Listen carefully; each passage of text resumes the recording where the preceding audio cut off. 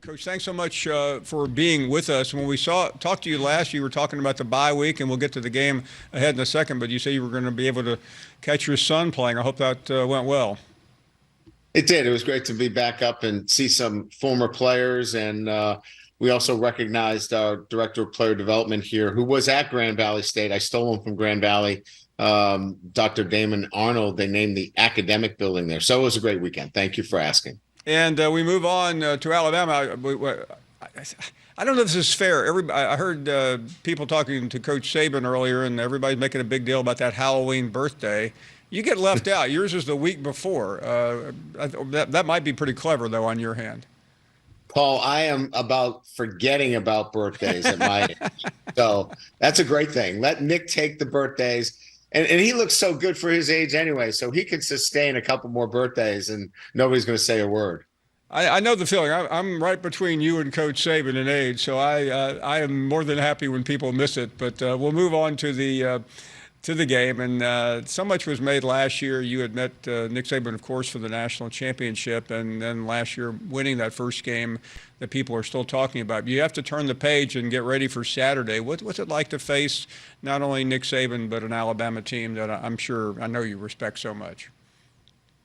Well, it's the layers. And what I mean by the layers, it's years of recruiting, it's years of messaging, it's years of knowing what to do and how to do it in big games. And Nick's been there. His teams are prepared for it.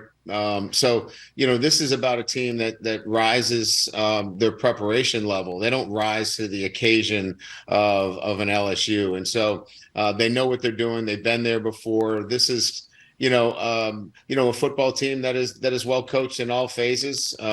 Defensively, they haven't given up more than 21 points against 5 consecutive SEC opponents. So we know what we're getting here. This is an outstanding football team. It's interesting too, and I know this has been talked about and will be talked about up until Saturday night. About you're not only facing Nick Saban, you're facing Tommy Rees, somebody you coached that worked for you, that's been a big part of your career and you of his. Well, certainly in this business, and I've been in it 32 years now as a head coach, there's so many coaches that I've run into. Todd Monken last year. Todd was on my staff at Grand Valley State. So, in this business, you're going to have that. That means you're doing well, right? You've been in it. You've had so many great coaches along the way and great players that they're going to be in this profession and they're going to succeed. And Tommy's another indication of that. He was a great player. He was a tough competitor. He knew the game. He was smart, and he just now takes that and He translates that to the offense that they're running. He's smart. He's utilizing his personnel. He has developed the quarterback, which he's great at doing. And you can see this offense now is finding themselves over the past 5 or 6 weeks, and they're playing probably their best football, coming into this weekend. How familiar does it look to you, considering where he learned the game? I'm guessing fairly familiar. Yeah, the utilization of tight ends within the offensive structure. It's about the players over plays. Coach Reese does not get lost in, I need this to look a certain way.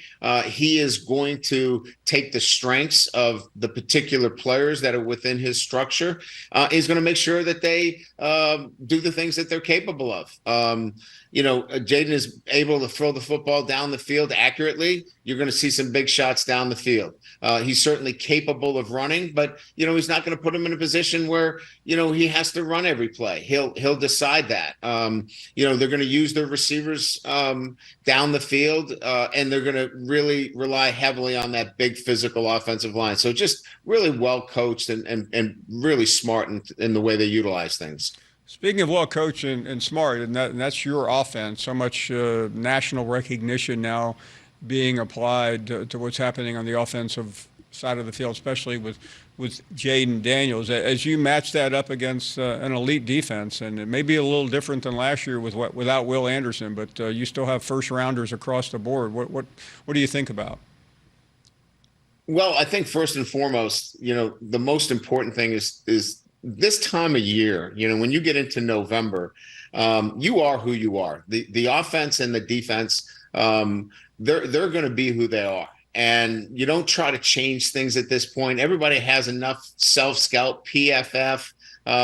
Everybody knows what they're doing. This is about executing when you need to execute during those big times in the game. And so players are going to make the difference in this game. This is not going to be about somebody out coaching somebody. This is about players now executing at the highest level. There's really good players on Alabama's defense. There's really good players on LSU's offense. This is where you put them in a position and let these kids play. And it should be an exciting night in Tuscaloosa because of it. And I know you addressed it when you met with some of the media in Baton Rouge, but you have a couple of key injuries. That's also part of November, I'm certain. But how do you adjust and how do you make do in a game of this magnitude?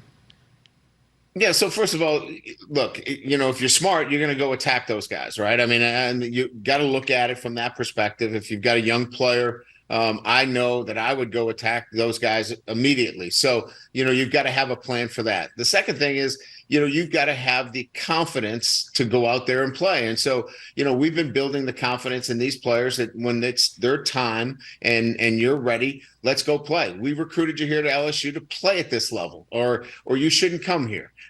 This is about bright lights. This is an on-Broadway show. So if you don't like the bright lights, you should try somewhere else. So these guys want this opportunity, and now they're going to get it, and it'll be a great opportunity for them to go out and really compete at the highest level. When you go back and look at the season, it started with a difficult loss. There was another bump in the road along the way, but it feels like again, and this happened last year, you've gotten this team back to the precipice of something very special. I know you can't emphasize that or overdo it, but how do you need to communicate to your club what's really at stake Saturday night? Well, we're still in this process of building consistency within this program. And Paul, quite frankly, we're not there yet. We are making great progress. And look, progress here at LSU is winning the national championship every year. And I get that. That's why I came down here. But we're in, a year and a half into building this program to the level and the depth of Georgia and Alabama and the teams that have done this year in and year out.